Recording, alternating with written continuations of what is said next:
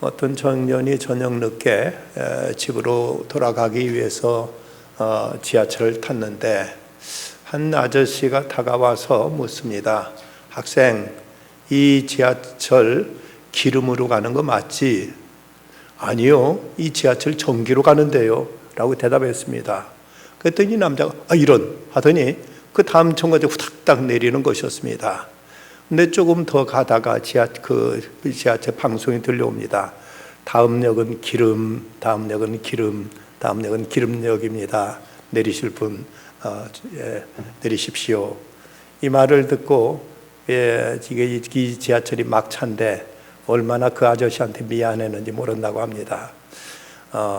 전기로 가냐 기름으로 가느냐가 아니라 기름역으로 가냐 물었는데 그만 다른 얘기를 해줘서 이 사람은 그만 미리 내려버리고 말았던 것이죠.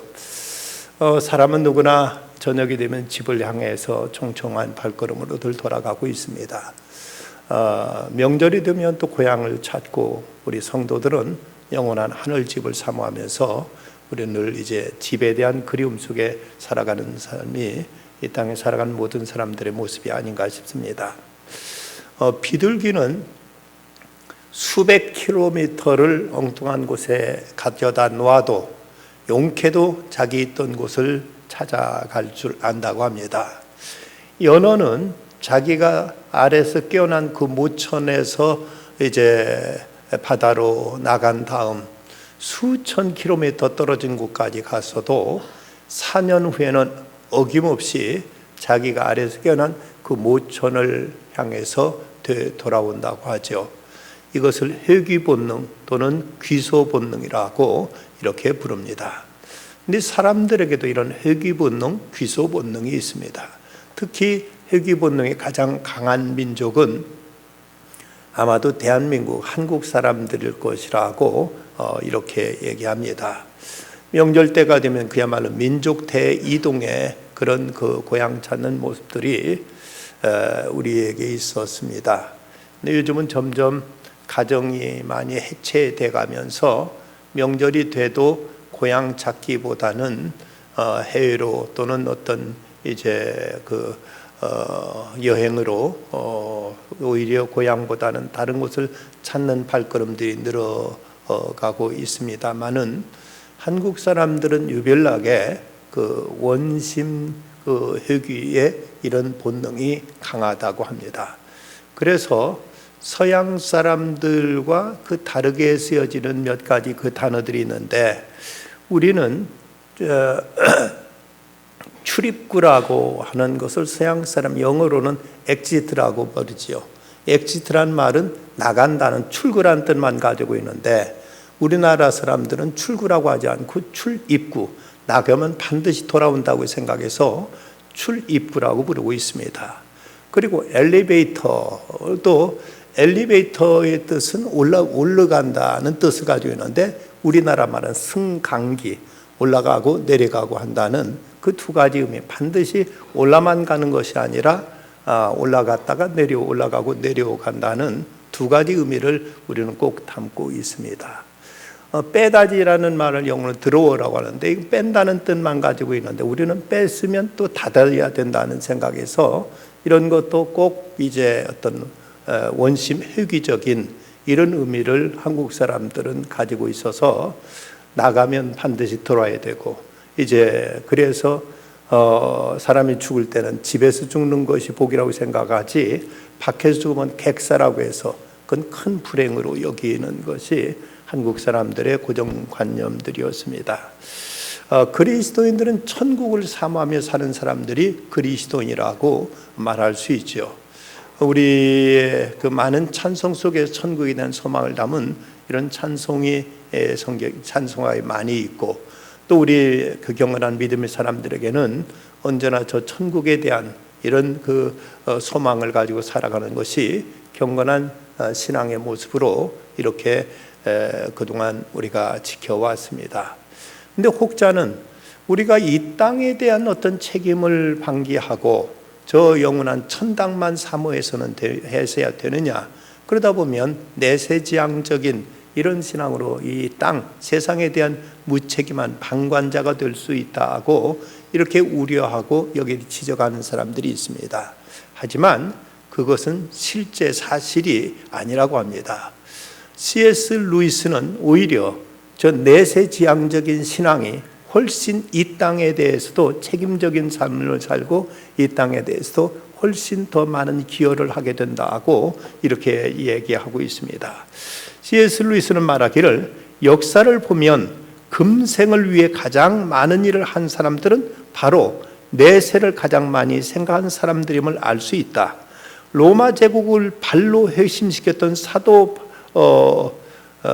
사도들, 그리고 중세 시대를 건설한 위인들, 그리고 노예제도를 폐지한 영국의 복음주의자들 모두 이 땅에 그들의 발자취를 남겼다. 그것은 그들의 마음이 천국에 사로잡혔기 때문이다.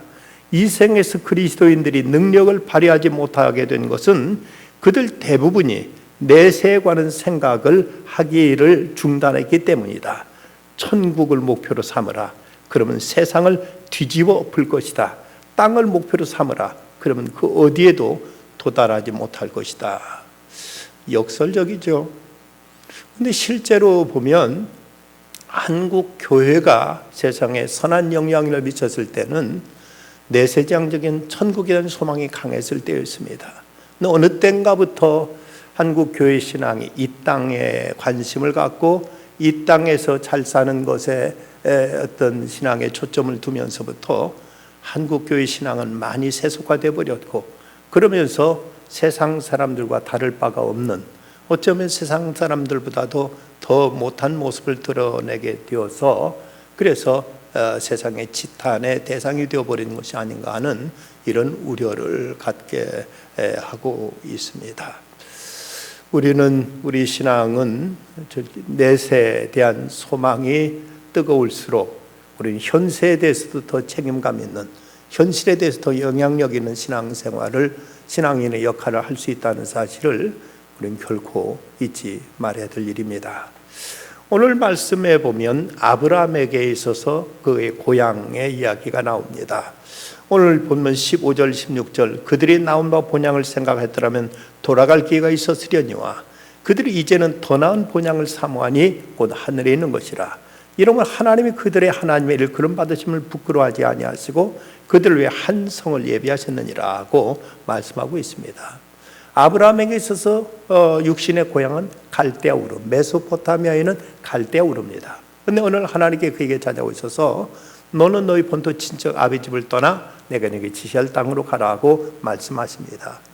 그 이 말씀을 듣고 아브라함은 이제 자기 모든 그 터전을 뒤로 하고 새로운 땅 가나안 땅으로 옮겨갔죠.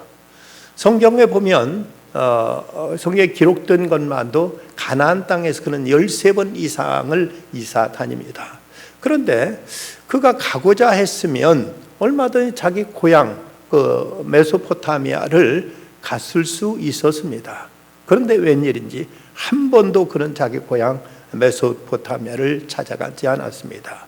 그 이유에 대해서 오늘 성경에 보면 그가 더 나은 본향을 사모했기 때문이라고 성경은 이렇게 말씀하고 있습니다.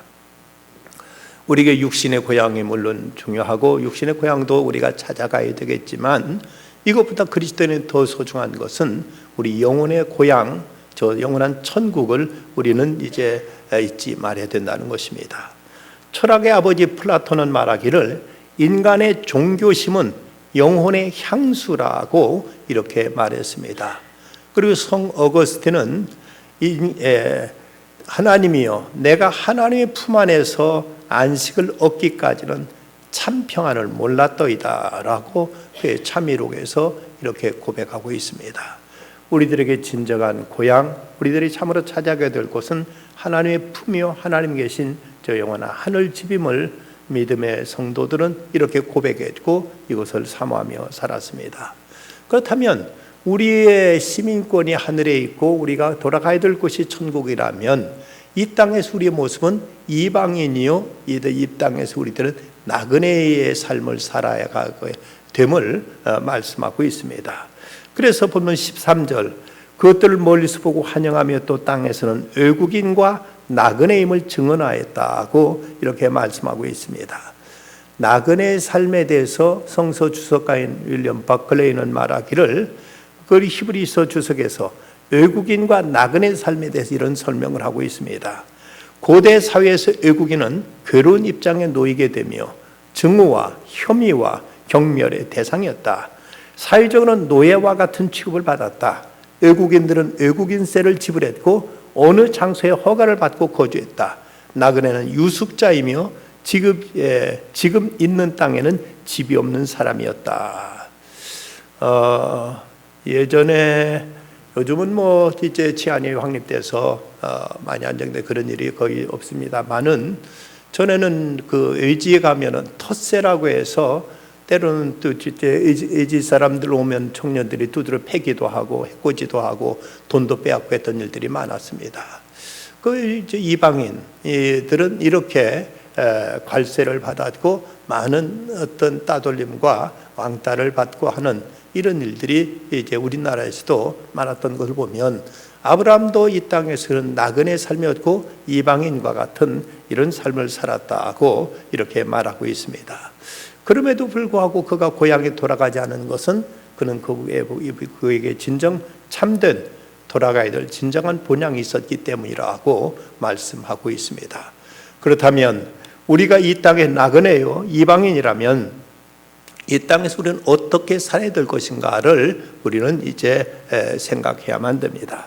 그건 먼저 우리는 나그네 길에서 앞으로 가야 될 본향이 있음을 항상 잊지 말아야 될 것입니다.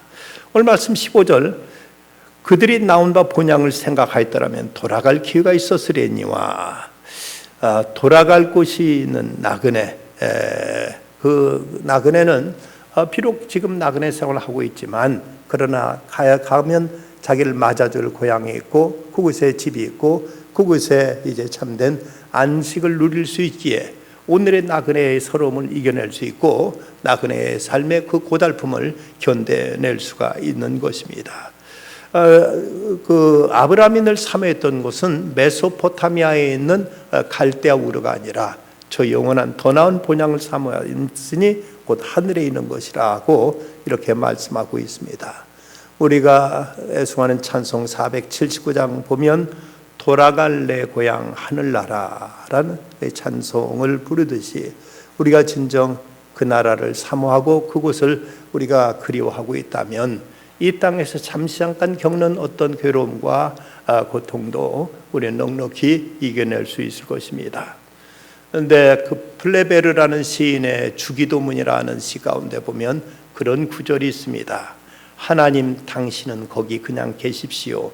우리는 여기 살겠습니다. 라는 이런 이제 그 시의 한 구절이 있는데 점점 현대 신앙인들은 천국을 잊고 그리고 영원한 천국이 아닌 이 땅에 집착해 가면서 그러면 점점 세속해 가고 있고 점점 그 영성이 메말라가고 있습니다.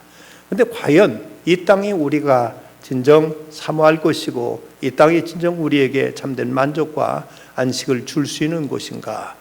도스토옙스키는 그의 그 소설 가운데서 이렇게 절규합니다. 지구여 스톱, 제발 멈춰다오.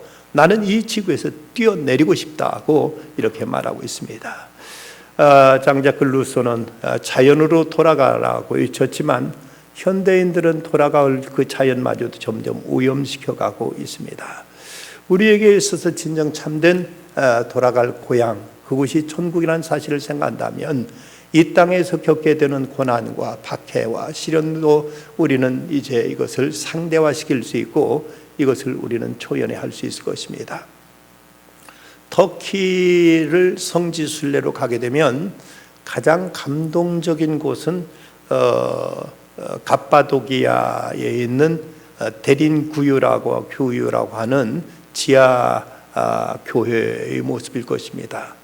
약 60m까지 지하로 파고 들어가서 지금은 30m까지만 개방하고 있습니다만은 그 지하에서 빛도 제대로 들어오지 않는 그곳에서 무려 2만 명가량이 그 지하에서 거기서 생활을 하면서 그러면서 그들은 거기서 예배드리고 거기 하나님을 섬기면서 박해를 피해서 그들은 그곳에 은둔해 있었습니다. 빛도 들어오지 않고 아무래도 습기가 많은 그곳에 살다 보니까 그곳에서의 평균 수명은 40세를 넘기지 못했다고 합니다. 그런 가운데서 그들은 그곳에서 마음껏 예배드릴 수 있다는 사실, 그 성도들끼리 모여서 하나님께 예배하며 찬송하며 성도의 교제를 나눌 수 있다는 사실로 인해서 오히려 그것을 만족했고, 그러면서 그들은 다가올 천국에 대한 소망을 그들 잃지 않고 믿음을 지켜갈 수 있었던 것입니다. 대린구유에 다녀온 사람들의 거기에서 느꼈던 소감들을 보면 이런 얘기들을 합니다. 영화에서나 소설 속에 있을 법한 지하세계를 경험한 것은 충격이었다. 상상을 초월한 장소였다. 지하 도시 대린구유를 통해 나의 모습, 나의 신앙이 너무나 부끄러웠다. 인간이 살아가기는 최악의 상황에서 살아간 믿음의 사람들의 역사적인 장소를 보며 신앙을 지킨다는 것의 의미가 목숨을 걸고 지켜야 한다는 수준이라는 것을 다시 한번 깊이 느끼게 되었다. 몸 하나 빠져나오기 힘든 굴속들의 삶의 터전으로 삼았던 그들의 주님 사랑이 어떠했는지 마음으로 전해오면서 숨쉬기조차 힘들 정도로 가슴이 저려왔다. 그날 일정을 마치고 잠자리에 들어서도 깊은 잠을 이루지 못했다. 주님께 다만 회개의 기도를 드릴 수밖에 없었다. 이런 지하 인생을 단적으로 묘사한 말씀이 있다면 아마도 히브리서 11장 25절일 것입니다. 도리어 하나님의 백성과 함께 고난받기를 잠시 죄악의 낙을 누리는 것보다 좋아하고, 분명 어떤 죄악에는 어떤 잠시의 쾌락이 있습니다. 하지만 이것은 잠시일 뿐이고, 성도들은 이 땅에서 잠시 누리는 어떤 편안함, 안전함, 그리고 어떤 쾌락, 이것보다는 오늘 고난을 받더라도, 오늘 어떤 박해와 시련을 겪더라도 그들은 내세에 대한 소망을 버리지 않기 위해서 이렇게 갖은 박해, 갖은 고난을 무릅쓰고 저들은 고통 속에서도 주님의 나라를 고대하면서 이런 고난 속에서 현세의 유혹을 저들은 떨쳐냈던 것입니다. 이런 사람들에 대해서 세상이 감당할 수 없었던 사람이라고 표현하고 있습니다. 여기에 대해 한 번역자는 세상이 이들을 두기에 세상은 적합한 곳이 못 되었다고 이렇게 말하고 있습니다. 우리는 이 세상에 대해서 얼마만큼 초연해하고 살아가고 있는가? 세상에 대해서 얼마만큼 우리는 이 경계선을 긋고 살아가고 있는가? 우리는 믿는다고 하면서 천국의 시민이라고 하면서 세상 사람들과 조금도 다를 바가 없이 그들이 좋아하는 거 함께 좋아하고, 그들이 추구하는 것 같이 추구하고, 그들이 탐하는 것 같이 탐하면서 그러면서 살아가고 있다면 어떤 모습을 통해서 우리는 성도라고 자처할 수 있을 것인가? 거룩한 무리, 성도라는 말은 뭔가 구별됨이 있어야 될 터인데 우리가 아무것도 구별됨이 없이 어떻게 과연 성도라고 자처할 수 있느냐는 것입니다. 이렇게 살아가는 것, 천국을 지향하며 살아가는 무모한 것 같고 모든 걸 다 잃는 것 같지만 C.S. 루이스는 오히려 정반대로 얘기합니다. 그는 말하기를 천국을 지향하라, 세상을 덤으로 얻을 것이다. 세상을 지향하라, 모두 다 잃게 되고 말 것이다. 우리가 비록 오늘 힘들고 오늘 어렵지만 그러나 그럼에도 불구하고 천국을 지향하게 되고 살아가게 되면, 그러면 하나님께서는 하늘도 땅도 아울러 주시지만 우리가 세상을 지향하고 나가게 되면 모든 걸 잃게 되고 말 것이라고 말합니다. 그 단적인 예를 우리는 청교도들의 모습을 통해서 찾아볼 수가 있습니다. 오직 믿음의 자유를 얻기 위해서 메이플라워호를 타고 신대륙에 갔던 그들이 원했던 것은 금은 보화가 아니었습니다. 그 넓은 땅이 아니었습니다. 오직 믿음이었습니다. 오직 하나님의 나라, 오직 깨끗한 신앙, 이것만 원하고 갔습니다. 그들에게 하나님은 그 엄청난 땅도 함께 주셨습니다. 그런데 그들 뒤에 갔던 메이플라워호, 그 뒤에 갔던 메스터호라는 배를 타고 갔던 무리들은 찾아갔던 목적이 신앙이 아니었습니다. 노다지였습니다. 오직 황금을 찾아서 갔던 그들은 저 남미 쪽으로 갔는데, 그들은 나중에 미국과 아르헨티나 정상회담에서 아르헨티나 대통령이 그런 말을 했다고 하죠. 당신들은 오직 믿음을 찾아서 갔는데 믿음도 얻었고 돈도 벌었는데 우리는 황금을 찾아왔지만 황금도 믿음도 함께 잃어버리고 말았다고 이렇게 자조적인 얘기를 했다고 합니다. 우리가 진정 참된 하나님 나라를 사모하고 그 나라를 추구하고 살아가게 될 때 우리는 이 땅에서 가장 영향력 있는 삶을 살아갈 수 있게 될 것입니다. 사도 베드로는 말하기를 사랑하는 자들아 거류민과 나그네 같은 너희를 권하노니 영혼을 거스러 싸우는 육체의 정욕을 제어하라고 말씀하고 있습니다. 우리는 두 발을 이 땅에 딛고 살아가고 있지만 우리 생각과 마음은 저 높은 곳을 바라보고 높은 곳을 우리는 희구하면서 살아가야 될 것입니다. 미국의 문학가인 토마스 월트의 다시 집으로 돌아갈 수 없다라는 그 소설에 있는데 이 소설의 주인공은 젊어서 꿈꾸던 모든 소원을 그는 도시에 나가 다 성취했습니다. 돈도 벌었고 명예도 얻었고 지식도 얻었고 아름다운 여인을 아내를 맞았고 똑똑한 자녀들도 두었습니다. 이제 인생에서 나름대로 많은 것을 이뤘다고 생각할 그때 그는 문득 어렸을 때 떠나온 고향에 대한 어떤 향수가 이제 그의 마음속에서 솟구쳐서 그는 이제 모처럼 고향에 찾아갔습니다. 기차를 타고 어릴 적 살던 노스캐롤라이나주에 있는 애쉬빌이라는 조그만 마을에 찾아갑니다. 그런 역전에 내리는 순간 몹시 당황하게 됩니다. 고향은 너무나 변해 있었습니다. 거리는 현대화되었고 인심도 변해 있었습니다. 친구는 남이 되었고 고향에서 오히려 자기가 이방인이라는 사실을 깨닫게 됩니다. 그가 그토록 그리워 찾아갔던 고향은 자기가 마음에 그렸던 그 고향이 아니었습니다. 그는 이제 돌아온 기차에서 슬프게 이런 고백을 합니다. 나는 고향으로 돌아갈 수 없다. 어제의 평화와 고요함으로 돌아갈 수 없다. 길이 있다면 이제 앞으로 가는 길뿐이다. 뒤로 가는 길은 영원히 사라진 것이라고 이렇게 말하고 있습니다. 우리는 이 땅에 대한 미련을 우리는 버리고 저 높은 곳, 저 영원한 나라를 향한 소망으로 우리의 삶의 방향을 새롭게 설정해야 될 것입니다. 우리는 우리가 본향에 가는 길을 잊지 않기 위해서 이 땅에 대한 집착을 버려야 된다는 것입니다. 외국인이란 말을 이제 헬라어의 크세노이라는 단어인데 낯선 사람이란 뜻입니다. 현지 사람들에게는 이상하게 보이는 사람들입니다. 또 나그네라는 말이 헬라어 파레피데모스라는 이 단어는 임시로 거주한다고 했는데 우리는 이 땅에서 이렇게 임시로 거주하는 사람임을 우리는 이제 스스로 인정해야 됩니다. 우리가 이 땅에 대한 애착, 이 땅에 대한 집착을 우리는 이제 내려놓고 우리가 이보다 더 영원한 세계, 참으로 우리에게 참된 생명의 나라를 우리는 이제 사모해야 됩니다. 그러면서 우리는 이 땅의 삶에 대해서 할 수 있는 대로 가볍게 살 수 있는 이런 자세가 필요합니다. 히브리서 11장 1절에 보면 모든 무거운 것과 얽매이기 쉬운 죄를 벗어버리라고 말씀하고 있습니다. 무거운 것, 얽매이기 쉬운 것을 벗어버리라.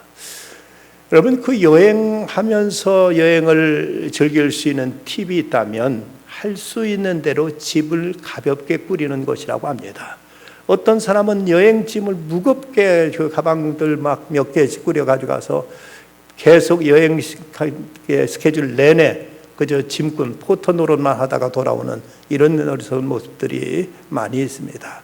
할 수 있는 대로 꼭 필요한 것만 챙기고 가볍게 짐을 꾸리는 것이 여행을 즐길 수 있는 지혜라고 합니다. 아주 장기간 여행 같으면은 어쩔 수 없다 하더라도 웬만한 한두 주 여행 같으면은 저는 꼭 핸디 캐리할 수 있는 그저 가방 들고 비행기에 가지고 들어갈 수 있는 가방 이거 하나만 들고 가는 것이 버릇이 됐는데 그 가방 몇 개씩 들다 보면은 무겁고 불편하기도 하지만 또 이제 나중에 짐 찾느라고 시간 소모하고 여간 그 불편한 것이 아니라서 웬만하면 가방 하나 달랑 들고 그저 그냥 한 손을 끌고 다닐 수 있는 그 정도가 적당하다고 이제 생각에 그렇게 하고 있는데 어떤 때는 그것도 크다는 생각이 들 때도 없지 않아 있습니다. 그것은 단지 우리가 잠시 해외여행하는 것만이 아니라 우리가 이 땅 사는 인생에 있어서도 불필요한 것을 우리가 이제 줄일 줄 아는 것 이것이 이제 참된 삶에 있어서 지혜일 것입니다. 행복의 척도는 필요한 것을 얼마나 많이 가지고 있느냐에 있지 않고 불필요한 것으로부터 얼마나 자유로울 수 있느냐에 있다는 이런 말이 있습니다. 많은 것 챙기고 많은 것에 묻혀 있다 보면 늘 거기에 매여 가지고 꼼짝하지 못하는 사람들이 있는데 집 걱정 때문에 집을 비우지 못하는 사람들도 있고, 강아지 키운다고 그게 있어서 좋은데 강아지 보느라고 밖에 나가지도 못하는 분들이 있는 걸 보면 참 이것도 과연 무엇이 주고 무엇이 종이냐 하는 문제를 우리가 의심케 할 때가 있습니다. 법정 스님은 무소유란 책을 통해서 이제 엄청난 절간을 세울 수 있었죠. 물론 그것이 참 아이러니하게도 그것이 그 요정 주인의 이제 여자분이 그것을 무소유란 책에 감동받아서 법정 스님한테 이제 요정을 기증해가지고 엄청난 거기가 절간이 됐습니다만은 그 자손들은 그것도 다시 반환하라고 소송 벌여가지고 무소유 가지고 또 오히려 또 소송전이 벌어지는 이런 해프닝도 있었습니다만은, 그러나 우리에게 참된 무소유는 불가능합니다. 중요한 것은 우리가 무소유가 아니라 청지기 정신입니다. 우리가 아무것도 소유하지 않으면 우리는 살 수 없습니다. 육신을 가지고 있는 이상 우리는 어쨌든 집도 필요한 거, 옷도 필요한 것이, 먹을 것도 필요합니다. 무소유는 우리가 불가능하지만, 그러나 중요한 것은 우리는 스튜어드십, 우리는 청직이라는 의식을 가지고 나는 관리자이지 이것이 내 것이 아니다, 하나님께 내게 맡기신 것이다, 이것을 우리가 하나님 뜻에 따라 잘 관리하고자 하는 이런 자세. 그래서 하나님께서 우리에게 명하시는 대로 도와야 된다면 도와야 될 것이고, 베풀어야 되면 베풀 것이고, 나눠야 되면 나눌 수 있는 이런 마음을 가지고 여기에 연연히 하지 않을 때 우리 이 땅의 삶을 훨씬 더 우리가 평안하게 우리는 자유를 누리며 살아갈 수 있을 것입니다. 그렇다면 이 땅에 우리 나그네 삶은 어떤 자세로 살아가야 될 것인가? 주님 앞에 부끄러움이 없도록, 주님 앞에 서는 날 부끄러움이 없도록 주 앞에 끝까지 충성을 다해야 될 것입니다. 내가 죽도록 충성하라, 그리하면 내가 생명의 멸류관을 내게 주리라 하고 주님은 약속하셨습니다. 우리의 삶이 어떻게 결산될 것인가? 이것은 이제 하나님 앞에 서는 순간 이제 하나님께 과연 어떻게 이제 우리에게 말씀하실 거인가에 여기에 달려 있습니다. 내 스스로 잘 살았다고 해서 잘 산 것이 아니고, 내가 스스로 못 살았다고 해도 못 산 것도 아닙니다. 문제는, 중요한 것은 우리 인생을, 내 생명을 지으신 생명의 주인 되신 그분이 우리 삶을 어떻게 평가하시느냐에 의해서 내 삶의 성공과 실패가 여기에 의해서 결정되어진다면, 우리는 어쨌든 이 땅에 사는 날 동안 주님의 뜻을 이루기 위해서 헌신해야 되고, 이를 위해서 우리는 충성을 다해야 될 것입니다. 옛날 프러시아 제국의 프레드리 대제는 일삼아서 그리스도인들을 박해했고, 걸핏하면 예수를 비난하는 이런 취미를 가지고 있었습니다. 어느 날도 그는 예수를 비난하면서 믿는 사람을 조롱하자 듣고 있다가 더 이상 이제 견딜 수 못했던 한 장군 하나가 이렇게 대왕한테 말했다고 합니다. 폐하께서는 제가 죽음을 두려워하지 않는다는 것을 아실 것입니다. 저는 전쟁에서 폐하를 위해 목숨을 걸고 싸웠습니다. 저는 38번이나 전쟁을 치렀습니다. 그러나 저는 이제 더는 폐하의 말을 들을 수 없습니다. 폐하께서 비웃으시는 그 그리스도 앞으로 가야 되기 때문입니다. 내 나이가 많고 이제 영원한 세계를 바라보고 있습니다. 폐하께서 비난하신 예수를 곧 만나야 하겠기에 저는 지금 이 직위를 하직합니다 하고 물러섰습니다. 이 노 장군의 말을 듣고 프레드리 대왕은 비로소 굴복했다고 합니다. 우리는 하나님 앞에 가게 된다는 거 확실하다면 세상에 무서울 것도, 세상에 겁낼 것도, 세상에 주저할 것도 없습니다. 1세기를 살았던 그 순교자들이 그토록 담대할 수 있었던 것은 이제 곧 주님 앞에 서게 된다는 사실 앞에 세상 어떤 것에 대해서도 그들은 담대할 수 있었고, 세상 것에 대해서 자유로울 수 있었고, 세상에 대해서 초연할 수가 있었습니다. 제임스 그레이라는 신학자는 이런 말을 한 적이 있습니다. 고향길 가는 것이 확실하다면 그 길, 그 도상에서 조그만 어려움이라야 내 얼마든지 견딜 수 있지 않겠는가. 고향 가는 길에 확실하다면 가는 도중에 잠깐 불편한 것 좀 참을 수 있지 않겠는가. 잠깐 어두운 터널을 지난다고 해서 우리가 낙심할 필요는 없지 않는가. 곧 우리 앞에 밝은 세상이, 그리고 우리를 반겨줄 주님이 우리를 기다리고 계시기에 이 땅에서의 삶에 대해서 우리는 더욱 용기 있게 더 확신 있게 살아갈 수 있을 것입니다. 우리는 주님 앞에 가는 발걸음에 있어서 이 땅에 어떤 한을 남기지 말아야 될 것입니다. 주님 말씀하시길 무엇이든 너희가 땅에서 매면 하늘에서도 매일 것이요 무엇이든 땅에서 풀면 하늘에서도 풀리리라고 말씀하십니다. 주님 배울 때 부끄럽지 않도록 모든 매듭을 풀고 갈 수 있어야 됩니다. 왜 이렇게 우리의 문제가 복잡한가? 그것은 이 땅에서 영원히 살 것처럼 착각하고 있기 때문입니다. 한 달을 살지 우리가 하루를 살지 어떻게 우리는 장담할 수가 있겠습니까? 오늘 밤에라도 주께 부르시면 주의 품에 안길 것이요 우리는 내일에도 주께 저를 이제 부르신다면 주님 앞에 기쁨으로 달려갈 것입니다. 그러기에 주님 앞에 섰을 그때 우리 어떤 행위라도 어떤 그 캥기는 것이 없도록 걸림이 없도록 이 땅에 화해할 사람과 다 화해하고 그리고 모든 사람과 다 좋은 관계 풀 거 다 풀고 가야 하겠습니다. 어느 집사님이 임종을 앞두고 목사님께 그렇게 이제 부탁을 하더랍니다. 목사님, 제가 곧 주님을 뵈야 될 텐데 마음에 한 가지 걸리는 것이 있습니다. 논인이 그 가물던 해 논에 물대는 문제 가지고 이웃집 사람과 그때 그렇게 심하게 다퉜습니다. 이제 하나님 앞에 제가 가야 될 텐데 그것이 마음에 걸리는데 목사님 좀 대신해서 그때 내가 미안했노라고 그리고 그 사람한테 내가 잘못했노라고 사과를 좀 전해 주십시오. 그래야 제가 편할 것 같습니다. 목사님 그럼하고 대답을 했습니다. 그저 이 사람이 안심이 된 듯 편안하게 숨을 거두더라는 것입니다. 우리가 주님 앞에 갈 때 누구하고도 맺힌 한이 없도록 어떤 사람과도 어떤 이제 원수 맺는 일 없도록 용서할 것 다 용서하고 풀 거 풀고 사과할 거 사과하고 잘못 필 거 다 잘못 필고 우리는 홀가분한 모습으로 우리는 주님 앞에 달려갈 수 있어야만 됩니다. 이렇게 주님 앞에 달려가게 될 때 우리는 주님께서 우리를 가장 반갑게 맞아주실 것이고 주님께 가장 기쁨으로 우리를 영접해 주실 것입니다. 아프리카 밀림 속에서 이제 그 선교를 하던 그 리빙스턴 선교사에게서 오랫동안 소식이 끊겼습니다. 그래서 그를 보낸 선교단체에서는 몹시 염려가 되어서 이제 마침 중앙 아프리카를 가로지를 탐험하던 헨리 스탠리에게 그를 좀 찾아달라고 그를 좀 만나면 그의 소식을 걱정하고 있다고 좀 알려달라고 부탁을 합니다. 헨리 스탠리가 아프리카를 중단 탐험을 하다가 1873년 리빙스턴을 극적으로 만나게 됩니다.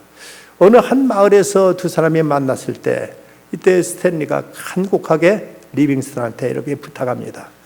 리빙스턴 선교사님, 이제는 고국으로 돌아가야만 합니다. 벌써 문명을 등지고 30년이나 이곳에 사셨고 그리고 몸도 다 쇠약해지셨습니다.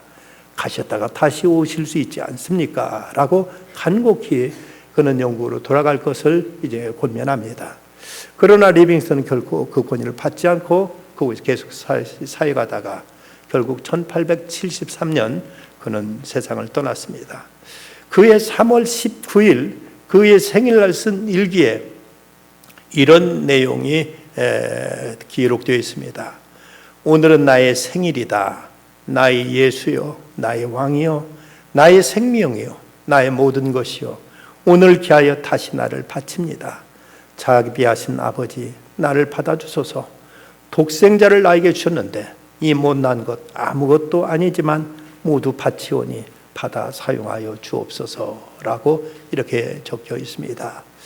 그의 시체는 무릎을 꿇고 기도하는 자세로 발견되었습니다.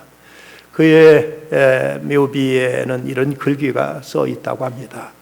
이 사람에게는 조사가 필요 없다. 그는 하나님의 사랑에 응답하여 아멘하고 살다 응답하며 죽었다라고 기록되어 있습니다. 리빙스턴은 끝까지 죽기까지 하나님의 부르심 앞에 오직 아멘만 하다가 그렇게 자신을 온전히 불살라 하나님 앞에 헌신하고 그리고 초연히 그는 세상을 떠나 하나님 품 안에 안길 수가 있었습니다. 사탄은 어떻게 해서든 한 사람이라도 하나님 나라에 가지 못하게 하려고 사람들을 미혹하고 심지어 믿는 성도들까지도 유혹합니다. 그래서 쓰는 방법이 사람을 세상 일에 너무 바쁘게 하거나 그러거나 아니면 천국에 대한 환상을 갖지 못하도록 이 땅에 안주하게 하려고 애쓰고 있습니다. 그래서 인생은 결코 길지 않다는 사실과 오늘 밤이라도 한 달 후에라도 우리가 죽을 수 있다는 사실에 대한 우리의 경각심 속에서 우리는 천국에 대한 이제 그리움, 향수를 잊지 않도록 우리는 힘써야만 됩니다.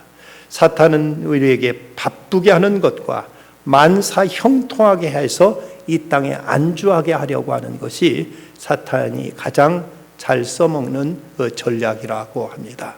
그래서 사람들은 이제 바쁘게 돌아가면서 하나님 나라를 잊은 채 살아가고 있고, 그리고 이제 이 땅에 뭐 일이 형통한 가운데 더 이상 천국에 대한 어떤 기대도 천국에 대한 소망도 잃어버리고 살아가고 있습니다. 영국을 노예제도의 로부터 이것을 악법이라고 하면서 당시 영국 국가 수입의 무려 3분의 1이나 차지했던 노예 수입을 이제 금지시켰던 윌리엄 윌버퍼스, 그는 이제 노예 해방 운동을 그토록 이제 그는 분주하게 뛰어다니다가 어느 한 전도 부인으로부터 이런 질문을 받습니다. 윌버퍼스 선생님, 당신의 영혼은 어떻습니까? 당신의 지금 영혼은 어떻습니까? 하는 이 질문을 받았을 때 그는 마치 전기에 감전되듯이 깜짝 놀라면서 그가 그때 실토했던 말이, 나는 하마터면 이 바쁘게 일에 쫓겨다니다가 내 영혼이 있다는 것조차 잊어버릴 뻔했다 하고 그는 소스라치게 그는 깨어나게 됩니다. 우리에게 영혼의 문제, 구원의 문제, 영생의 문제, 천국에 대한 문제, 이 문제를 우리는 한시도 잊어서는 안 될 것입니다.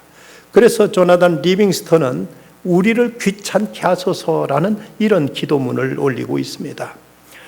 우리가 너무 우리 자신에 만족해 있을 때, 우리가 너무 작은 꿈을 꾸었기 때문에 우리의 꿈이 쉽게 이루어졌을 때, 우리가 해변을 끼고 너무 가깝게 항해하여 목적지에 안전하게 도착했을 때 우리를 귀찮게 하소서 주님. 우리가 너무 많은 것을 소유하여 생명수에 대한 갈증을 상실해버렸다면, 우리가 이 세상을 너무 사랑해서 영생을 꿈꾸는 것을 잊어버렸다면, 새 땅을 건설하기 위하여 우리가 노력하느라 천국에 대한 소망이 어두워졌다면 우리를 귀찮게 하소서 주님. 더욱 용감하게 모험하도록, 더욱 해변에 가까이 있지 말고 바다 먼 곳으로 가게 하소서. 그리고 우리를 밀어내소서. 더 이상 땅이 보이지 않는 때 별을 볼 수 있도록, 그리고 소망의 지평선을 보게 해달라고 간구할 수 있도록 우리를 밀어내소서. 미래를 위한 힘과 용기와 소망과 사랑을 위해 우리 인생의 선장이신 예수 그리스도의 이름으로 기도합니다 하는 이런 기도문입니다. 여러분, 뜻밖의 어려움이 닥치고 때로는 우리에게 기대치 않았던 여러 가지 문제가 꼬이면서 힘들어질 때, 이럴 때 우리는 다시 생각해야 됩니다. 하나님, 왜 이를 내게 허락하셨을까? 왜 이런 고난이 내게 찾아올까? 어쩌면 우리들이 잠들어버리는 영혼을 깨우기 위하며 이 땅에 집착하고 이 땅에 안주하려는 우리들의 해이한 정신을 하나님께 경각심을 주시기 위해서 우리에게 고난을 주시는지도 모릅니다. 그렇게 해서라도 우리들이 가야 될 곳이 저 영원한 천국이요, 이 땅이 영원한 곳이 아님을 우리가 깨닫게 된다면 그 고난까지도 우리에게는 축복이 될 수 있습니다. 우리는 이 땅의 타향살이를 좀 더 착하게 그리고 아름답게 성실하게 살다가 저 영원한 천국으로 우리는 나가야 될 것입니다. 볼지어다 세상 끝날까지 내가 너희와 항상 함께 있으리라 하고 주님은 이런 영혼에게 다짐해 주십니다. 이 약속을 부여잡고 끝까지 천국을 향한 순례길을 걸어가는 우리들이 믿음이 되어야 되겠습니다. 기도하십시다. 거룩하신 아버지 하나님, 저희들은 이 땅에 살아가면서 어쩌면 이 땅에 살다 이 땅에서 끝나버릴 영혼들이라고 착각하면서 오직 세상 것만 추구하면서 살아가고 있지 않는가, 소스라치게 저희들의 그 해외된 영혼을 바라볼 때가 있습니다. 주님, 저희들의 본향이 어딘가를 바로 알게 하여 주시고 영원한 천국을 위해서라면 이 땅의 잠시 잠깐의 고난도 감수할 수 있게 해주옵시며 어떤 핍박도 어떤 손해까지도 넉넉히 받아들일 수 있는 담대함을 허락하여 주시옵소서. 저 천국을 지향하게 되면 이 땅도 얻을 것이지만 하나님이 이 땅을 지향하게 되면 모든 것을 잃게 될 것이라고 C.S. 루이스는 말했는데 이것이 저희들의 고백이 되게 하시고 저희들의 다짐이 되게 하여 주시옵소서. 오늘도 천국을 사모하는 마음으로 주의 전에 나와 예배케 하심을 감사합니다. 남은 3일 동안도 이 땅에서 이 나그네로서 저희들의 천국을 향한 그 순례길을 더 성실하게 걸어가는 저희들의 발걸음 다 되게 하여 주시옵소서. 예수님의 이름으로 기도드리옵나이다. 아멘.